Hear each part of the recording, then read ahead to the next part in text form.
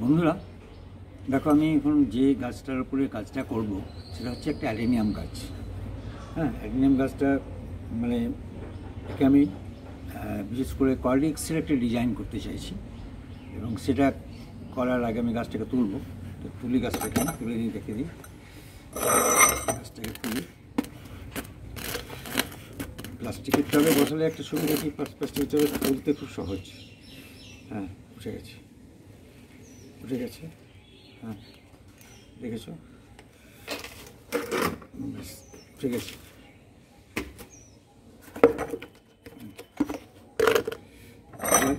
এই যে দেখো গাছটা উঠলো। হ্যাঁ, আমি এটাকে জাস্ট কী করবো সেটা দেখো। মাটিটাকে আমি ছাড়িয়ে দিলাম, মাটিটাকে ঠুকে দিলে বেরিয়ে যাবে।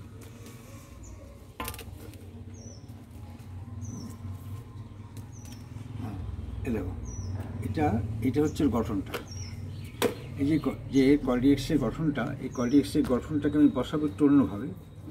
জাস্ট কীভাবে বসাবো না, সাইডে যে শিকড়গুলো আছে এগুলো আমি রাখবো না। সাইডের শিকড়গুলো আমি কিন্তু রাখবো না। আমি এই দুটো মূল শিকড় যেটা, সেই দুটোকে এদের দাঁড় করাবো। এই দুটোকে দাঁড় করাবো, এবং এই দুটো থেকেই একটা ডিজাইন আসবে আগামী দিনে। যখন পরবর্তী যে আপডেট দেবো তখন দেখা যাবে যে গাছটা দুটো পায়ে দাঁড়িয়ে আছে। ঠিক আছে, তো আমি কি করছি দেখো। প্রথমে কি করব না, আমাকে এই শিকড়গুলো কাটতে হবে।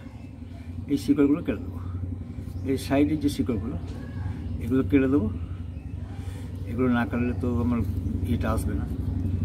বেশ, এ দেখো কেটে দিচ্ছি, নির্মমভাবে কাটছি, কিছু করার নেই। হ্যাঁ, একদম পুরো শিকড়ের যে মূল জায়গাটা সেটাকেও কেটে দিচ্ছি একদম সুন্দরভাবে। এটা কাটলাম, এটাকেও কাটছি দেখো এরকমভাবে। নিচের থেকে কাটলে বোঝা যায় শিকড়টা কোনখান শুরু হয়েছে, কোনখান থেকে। হ্যাঁ দেখো, তারপরে এগুলো অ্যান্টিফাঙ্গাস মিশিয়ে দেবো, কোনো ব্যাপার নেই। জলে ধোবো, অ্যান্টিফাঙ্গাস মেশাবো, সব কিছুই করবো। হ্যাঁ, প্রতিটি শিকড় কিন্তু আমি যে সাইডের শিকড়গুলো সেগুলো আমি কেটে দিচ্ছি, সব কেটে দিচ্ছি দেখো।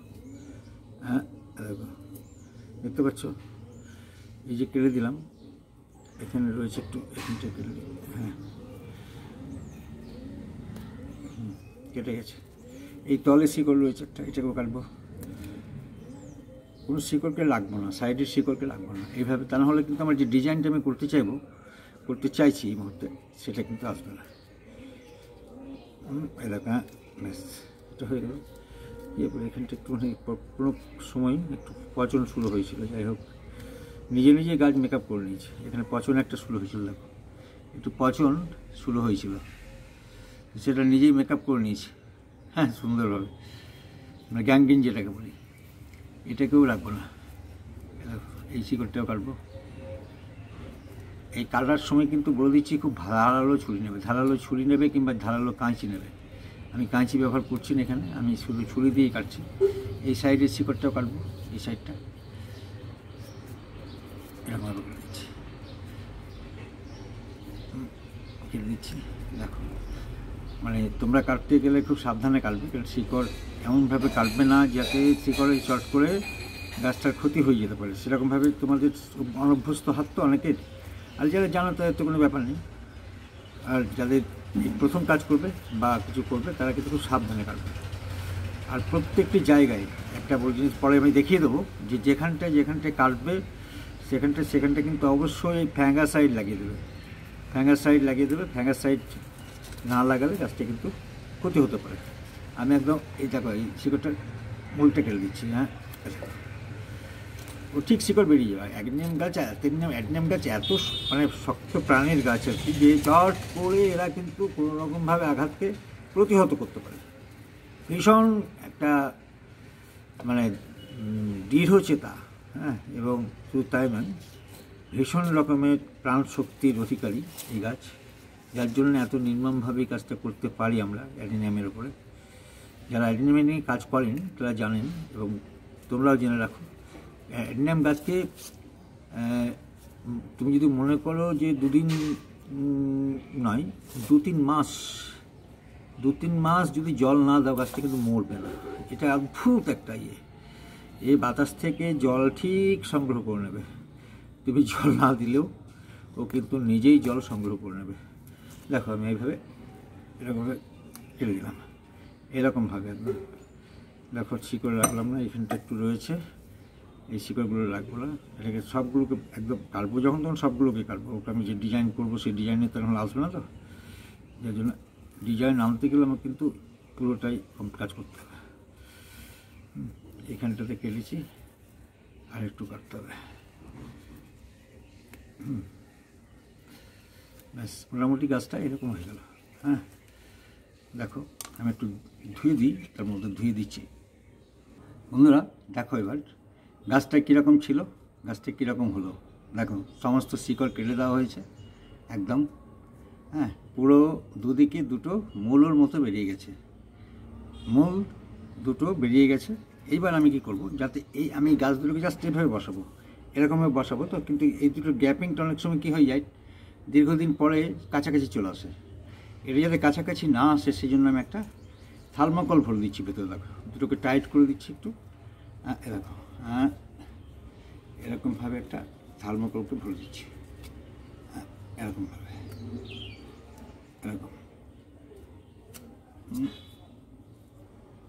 এরকম একটা থার্মোকল ভরে দিচ্ছি। এই থার্মোকলটা দিলাম কেন, থার্মোকলটা ওর টাইটনেসটা রাখবে আর কি।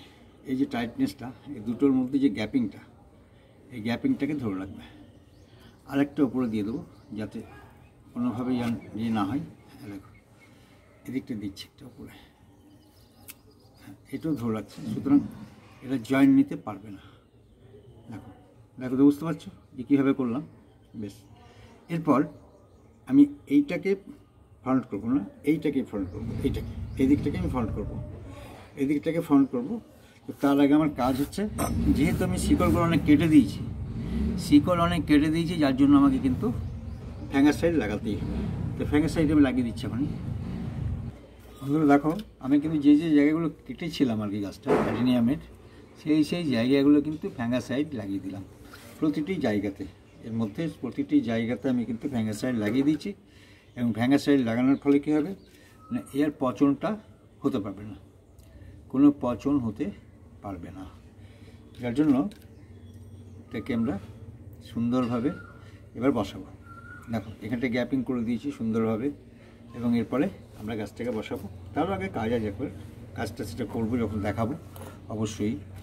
বেশ, এবার মাটিতে বসাতে হবে। তো মাটিটা তৈরি করতে হবে, মাটিটা কীভাবে, কোন মাটিতে বসাবো, কী কী দেবো মাটিতে, সেটাও দেখাতে হবে। সুতরাং সেটার জন্যে একটু ওয়েট করো বন্ধুরা। এবার দেখো আমি কোন সয়েলে গাছটাকে বসাবো, কীরকম সয়েল। এ দেখো বালি, এটা ফুললি রিভার স্যান্ড, কতটা দেখো, কাদা অর্ধেক হচ্ছে রিভার স্যান্ড, আর অর্ধেক হচ্ছে গার্ডেন সয়েল। এটা হচ্ছে গার্ডেন সয়েল, এতটা হচ্ছে গার্ডেন সয়েল। তাহলে গার্ডেন সয়েল এবং রিভার স্যান্ড হাফ হাফ করে আমি কিন্তু দিয়ে দিয়েছি। হাফ গার্ডেন সয়েল, হাফ হচ্ছে বালি, রিভার স্যান্ড। এই বালির মধ্যে কিন্তু কিছু কাঁকড়ও আছে। হ্যাঁ, এটা দিয়েছি। এরপর আমি কী মেশাবো দেখো, এরপর ওই মাটিটার সঙ্গে আমি কী মেশাচ্ছি দেখো, নিমখোল। দেখো নিমখোল এতটা পরিমাণ, এই যে আমার হাতে এক মুঠো নিমখোল আমি কিন্তু এটার সঙ্গে মিশিয়ে দিচ্ছি এরকমভাবে। বেশ, নিমখোল জানো যে দারুণ উপকারী, সাংঘাতিক রকমের, যেটা গলার অপেক্ষা রাখে না। এর পরবর্তী ধাপ আমি যেটা দেবো, যে কোকোপিট, এক মুঠো কোকোপিট দিয়ে দিচ্ছি। কোকোপিটটা কেন দেবো, কোকোপিটটা জানো যে জলটাকে ধরে রাখে, অথচ মানে গাছটাকে শুষ্ক হতে দেয় না মাটিটাকে, অথচ গাছটাকে ঠিকমতোভাবে বাঁচিয়ে রাখতে সাহায্য করে। এটা একটা হলো। এরপর যেটা দেবো ভার্মি কম্পোস্ট, অল্প একদম এক মুঠো মতো ভার্মি কম্পোস্ট, এক মুঠো ভার্মি কম্পোস্ট আমি দিয়ে দিচ্ছি। বেশ, এরপরে যেটা আসল সেটা দিচ্ছি। দেখো তোমাদের এটা অনেকেই ব্যবহার কম, মানে ভীষণ কম করো, কিন্তু এটা করো, এটা গাছের পক্ষে ভীষণ উপকারী। এটা আমি হাত দিয়েই নাড়ি সবসময়, হাত দিয়ে না নাড়লে এর পরিমাণটা বোঝাও যায় না। দেখো কি বলো, এটা হচ্ছে বনডাস্ট বা হাড়গুঁড়ো আর শিংকুচি একসঙ্গে মিশিয়ে দিয়েছি আমি। বনডাস্ট বা শিংকুচি একসঙ্গে মিশিয়ে দিয়ে মাটিটার মধ্যে দিয়ে দিলাম। এরপরে মাটিটাকে মিক্স করবো, দেখো ফুললি একদম পুরো মাটিটাকে আমি কিন্তু মিশিয়ে দিচ্ছি এরকম মিশিয়ে দিলাম, হয়ে গেল। হাত দিয়ে মাখালে তাড়াতাড়ি হয় এবং সুন্দর হয়। মাটিটা হয়ে গেল তৈরি। এইবার গাছটা আমি এই যে গাছটা টবটা, এই টবে কিন্তু আমি যে টবেও ছিল সেই টবে আমি ওকে প্রতিস্থাপিত করব। তো প্রথমেই আমাকে একটু মাটি দিতে হবে, টবটা একটু মাটি দিতেই হবে, কারণ ওই যে মাটি আমি তৈরি করলাম সেই মাটিটা প্রথমে দিলাম, প্রথমে একটু দিলাম। প্রথমে দেওয়ার পরে গাছটায় কিন্তু জাস্ট যেভাবে একে দাঁড় করিয়েছি আমি এটাকে ফ্রন্ট করবো, এবার ফ্রন্ট যেটাকে করতে পারি, কিন্তু গাছটাকে মিডলে বসাবো জাস্ট এভাবে। তার জন্য আরেকটু মাটি লাগবে, গাছটাকে একটু তুলে বসাবো। তো তুলে বসাবো, হ্যাঁ। এবারে তুলে বসাতে গেলে আমাকে অবশ্যই মাটিটার পরিমাণ বেশি লাগবে, মাটির পরিমাণটা বেশি লাগবে। গাছটাকে কিন্তু উপরে কিছুটা অংশ বেড করে রাখতে হবে আমাকে, কারণ বেড যদি না করে রাখি দেখা যাবে যে কর্ডিক্স থেকে যে দুপাশে যে কর্ডিক্স দুটো দেখছো মূলের মতো যেটা দেখতে পাচ্ছ, এটার থেকে কিন্তু শিকড় বেরিয়ে যাবে। তখন শিকড় বেরিয়ে গেলে আমি যে ডিজাইনটা করতে চাইবো সেটা হবে না। ব্যাস, গাছটাকে এইভাবে রাখলাম, এরকমভাবে যেটা আমি করতে চাইছি। এবার আমি মাটি দিয়ে দিচ্ছি চারিদিকে মাটি দিয়ে দেবো। দেখো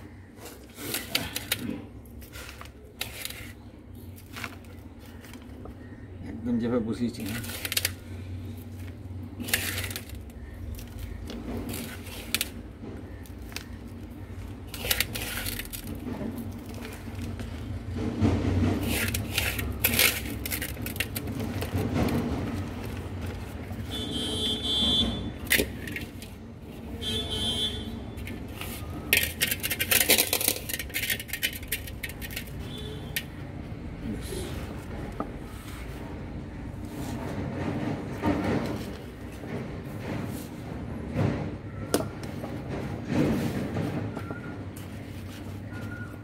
এবারে যে খোঁচা কাঠি এটা দিয়ে একটু জাস্ট গ্যাপিং করছি, এটা দিয়ে একটু খুঁচিয়ে দিচ্ছি যাতে মাটির যে ভেতরে যে হাওয়াটা সেটা বেরিয়ে যাবে।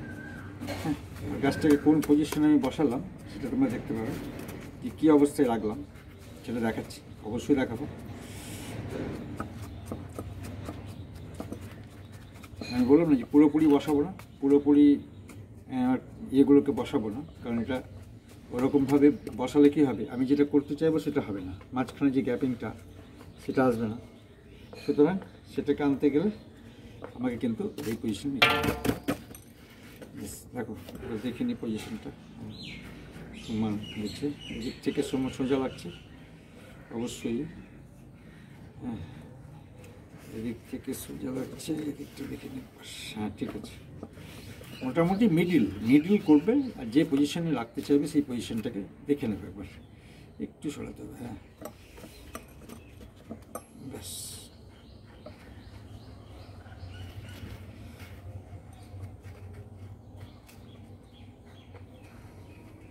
ব্যাস হয়ে গেল। এবার আমার শেষ কাজ এটার উপরে, সেটা হচ্ছে যে প্রুনিংটা। প্রুনিং আমি কিন্তু গাছগুলোই করিনি, একে কাজ করবো করে আমি কিন্তু প্রুনিং করিনি, কারণ প্রুনিং একবার করবো গাছটা ক্ষতবিক্ষত হবে, আবার যখন গাছটাকে পটিং করব তখন ক্ষতবিক্ষত হবে, যার জন্য আমি কিন্তু প্রুনিং করিনি। কীভাবে প্রুনিং করছি দেখো, আমি চাইবো এইখান থেকে একটা ডাল বেরোক, এখান থেকে প্রচুর ডাল বেরোক, বেশ সহজেই এটাকে আমি কিন্তু একদম সুন্দরভাবে গোল করে কাটছি, হ্যাঁ কেটে গেল।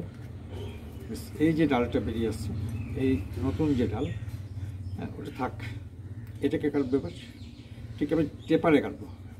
টেপারে কাটলে সুবিধাটা কি, হ্যাঁ সহজ হয়ে যায় কাটাটা 1 নম্বর, আর গাছের মানে বৃদ্ধিতে সহায়ক হয়। এটাকেও কাটবো আমি এই জায়গায়, আমি বেশি বড় রাখবো না ডালটাকে, এই জায়গায় কাটছি। ব্যাস, তাহলে গাছটা কত বড় ছিল, কতটুকু হলো, তাহলে ডিজাইন হবে। এবার এরপর ডিজাইন হবে, মাঝখানটা বড় রাখলাম, দুপাশেরটা ছোটো রাখলাম, ডালটাকে কেটেই দিই। এই ডালটা থাকলে পরে শেপটা নষ্ট হয়ে যাবে, যখন নতুন ডাল বেরোবে তখন শেপ করবো। ডালটাকেও কেটে দিলাম, যে কচি ডালটা বেরিয়েছিল সেটাকে আমি কেটে দিলাম। এরপর আমি যেটা করব সেটা হচ্ছে অ্যান্টি ফ্যাঙ্গাস। অ্যান্টি ফ্যাঙ্গাস লাগিয়ে দেবো এগুলো জাস্ট, যেহেতু এটাকে কাটাকাটি করলাম তো ফ্যাঙ্গাস সাইড লাগিয়ে দিলাম।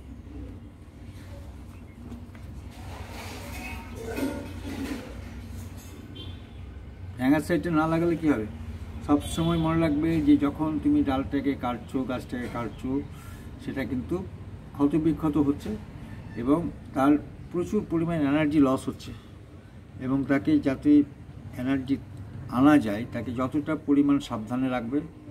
এবং আমি এরপরে কী করবো সেটাও বলে দিই, যে এরপরে যখন গাছটাকে আমি যে জায়গায় রাখবো গাছটা, সেই জায়গাটাই আমি কিন্তু ওকে ছায়ার নিচে রাখবো। যতই হোক রোদের গাছ, কিন্তু আমি মরুভূমির গাছ, এটাকে মরু গোলাপ বলে, ওই জন্য মরু গোলাপ, অ্যাডিনামের বাংলা হচ্ছে মরু গোলাপ, মরুভূমির গোলাপ গাছ। দেখতে দারুণ সুন্দর হয় ফুলগুলো, তোমরা দেখেছো, সবাই জানো, আমি নতুন করে আর কি দেখাবো। সুতরাং এটা কিন্তু বলে দিই, এই গাছটা কিন্তু হচ্ছে মানে double Patel adenium, double Patel. তো এই গাছটা যে এখানটা কেটেছিলাম, এটার জন্য ওখানটাতে লাগিয়ে দিলাম একটু, আর এটাতে লাগিয়ে দিলাম। তাহলে আমার কাজ মোটামুটিভাবে হয়ে গেল। এরপর গাছটাকে আমি কিন্তু ছায়াতে রাখবো। ছায়াতে রাখার পরে দিন 15 পর আমি কিন্তু ওকে রোদ্দুরে দেবো। দিন 15-র মধ্যেও কুশি বেরিয়ে যাবে, কারণ এখন গ্রীষ্ম পড়ে গেছে, চট করেই ইয়ে হবে। তার গাছটা নড়ছিল একটু, বললাম না, একটু আমাকে টাইট করতে হবে। ব্যাস, আমার কাজ কমপ্লিট একদম। আমি এবার কী করবো, একে জল দেবো, জল দিয়ে জাস্ট ওই 15 দিন রাখবো ছায়ার মধ্যে।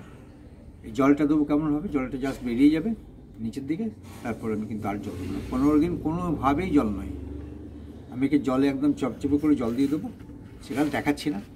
হ্যাঁ, তো এরপরে আমি ওকে শেডের নিচে রাখবো 15 দিন। ঠিক আছে বন্ধুরা, ভিডিওটা তোমরা দেখলে, যদি তোমাদের ভালো লেগে থাকে অবশ্যই লাইক, কমেন্ট এবং শেয়ার করবে, আর নতুনরা তো সাবস্ক্রাইব করবেই। খুব ধন্যবাদ তোমাদের এতক্ষণ ধৈর্য ধরে ভিডিওটা দেখার জন্য।